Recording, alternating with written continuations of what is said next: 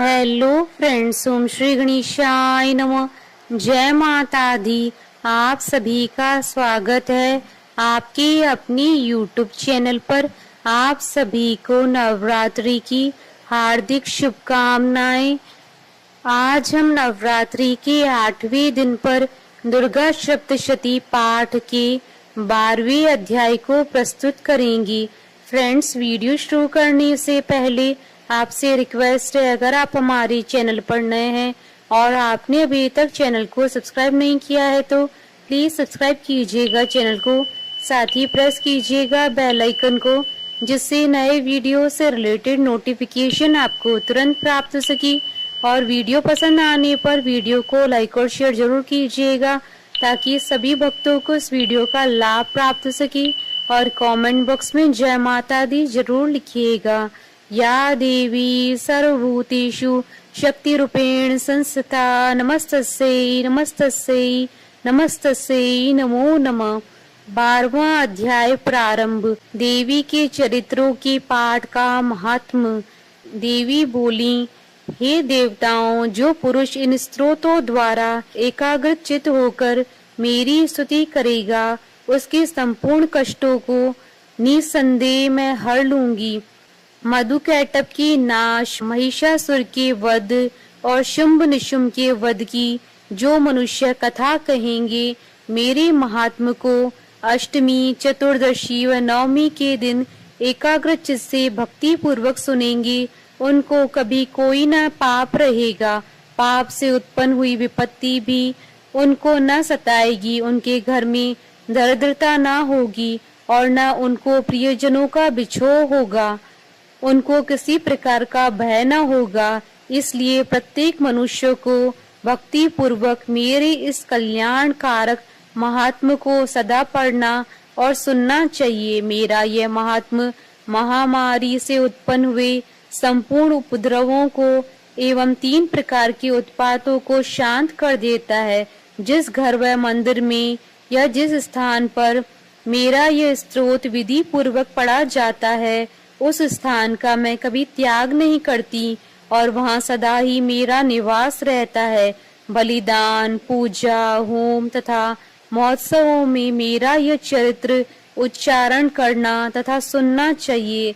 ऐसा हवन या पूजन मनुष्य जानकर या बिना जाने करे, मैं उसे तुरंत ग्रहण कर लेती हूँ। और शरद काल में प्रत्येक वर्ष जो माँ पूजा की जाती है, उनमें मनुष्य भक्ति पूर्वक मेरा यह महात्म सुनकर सब विपत्तियों से छूट जाता है और धन धान्य तथा पुत्र आदि से संपन्न हो जाता है। मेरे इस महात्म व कथाओं इत्यादि को सुनकर मनुष्य निर्भय हो जाता है और महात्म के श्रवण करने वालों की शत्रु नष्ट हो जाते हैं तथा कल्याण की प्राप्ति होती है और उनका कुल आनंदित हो जाता है। सब कष्ट शांत हो जाते हैं तथा भयंकर स्वप्न दिखाई देना तथा घरेलू दुख इत्यादि सब मिट जाते हैं। बाल ग्रहों में ग्रसित बालकों के लिए यह मेरा महात्म परम शांति देने वाला है। मनुष्य में फूट पड़ने पर यह बलि भांति मित्रता कराने वाला है।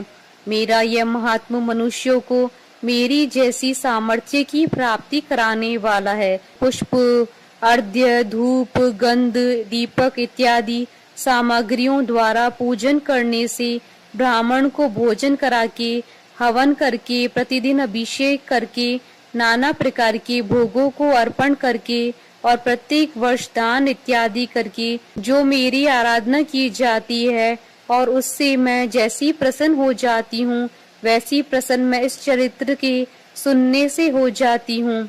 यह महात्म श्रवण करने पर पापों को हर लेता है तथा आरोग्य प्रदान करता है। मेरे प्रादुर्भाव का कीर्तन दुष्ट प्राणियों से रक्षा करने वाला है। युद्ध में दुष्ट दैत्यों का संहार करने वाला है। इसके सुनने से मनुष्य को शत्रुओं का भय नहीं रहता है। हे देवताओं, तुमने जो मेरी स्तुति की है अथवा ब्रह्मा जी ने जो मेरी स्तुति की है, वह मनुष्यों को कल्याणमयी बुद्धि प्रदान करने वाली है। वन में सूने मार्ग में अथवा दावानल से गिर जाने पर वन में चारों ओर से गिरा हुआ या शत्रुओं द्वारा पकड़ा हुआ, जंगल में सिंहों से, व्याघ्रों से या जंगली हाथियों द्वारा पीछा किया हुआ, राजा के क्रुद्ध हो जाने पर मारे जाने के भय से, समुद्र में नाव के डगमगाने पर, भयंकर युद्ध में फंसा होने पर, किसी भी प्रकार की पीड़ा से पीड़ित, घोर बाधाओं से दुखी हुआ मनुष्य मेरे इस चरित्र को स्मरण करने से संकट से मुक्त हो जाता है। मेरे प्रभाव से सिंह, चोर या शत्रु इत्यादि दूर भाग जाते हैं और पास नहीं आते हैं। महर्षि ने कहा, प्रचंड पराक्रम वाली भगवती चंडिका यूं कहने के पश्चात सब देवताओं के देखते ही देखते अंतर्ध्यान हो गईं और संपूर्ण देवता अपनी शत्रुओं के मारे जाने पर पहले की तरह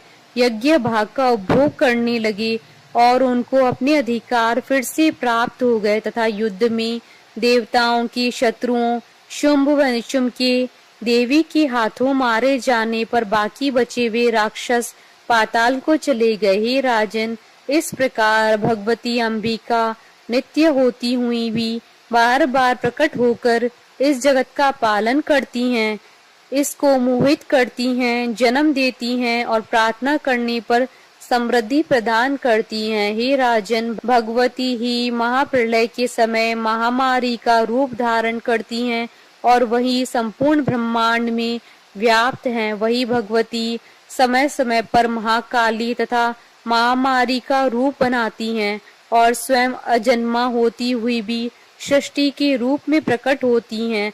वह सनातनी देवी प्राणियों का पालन करती हैं और वही मनुष्य के अभ्युदय के समय घर में लक्ष्मी का रूप बनाकर स्थित हो जाती हैं तथा अभाव के समय दरिद्रता बनकर विनाश का कारण बन जाती हैं। पुष्प, धूप और गंध आदि से पूजन करके उनकी स्तुति करने से वह धन एवं पुत्र देती हैं और धर्म में शुभ बुद्धि प्रदान करती हैं।